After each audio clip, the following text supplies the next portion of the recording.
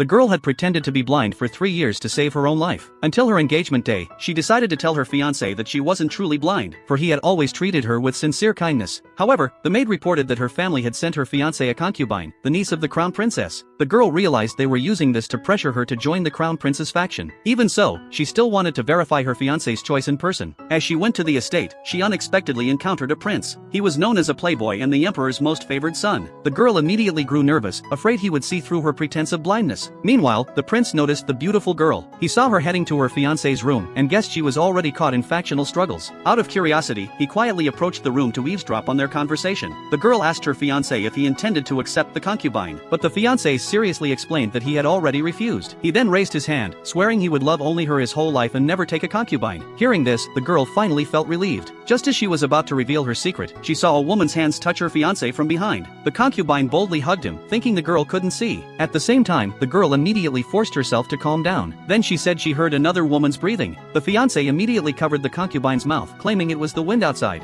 But she reached out as if to touch the concubine's hair, making them extremely tense. At the last moment, the girl changed direction and touched her fiancé's collar instead. She reminded him to dress warmly, then left. Once she was gone, the fiancé and the concubine grew bold again. He admitted he had married the girl only to seize her family's wealth. When that was done, he planned to divorce her and make the concubine his legal wife. Unbeknownst to them, the girl hadn't left, and she heard everything clearly outside the door. The prince looked at her with concern, but to his surprise, the girl suddenly returned to the room. The fiancé instinctively straightened his clothes. However, the girl only reminded him to see the doctor on time. Only then could his health issue be cured, and their marriage would be happier. She left once more, but the fiancé felt deeply uneasy due to her words. He hurried to reassure the concubine that he was in perfect health. To prove it, he leaned in to kiss her. At that moment, there was noise outside the door again. The girl was startled by the prince who suddenly appeared. He held and hid her in a corner. The next second, the fiancé rushed out to check the noise. The girl worried that if he found her with another man, she wouldn't be able to break off the engagement. The prince sensed her anxiety, but he deliberately called out her fiancé's name. The girl had to raise her hand to stop him. Little did she know, her act made the prince start to suspect she wasn't blind.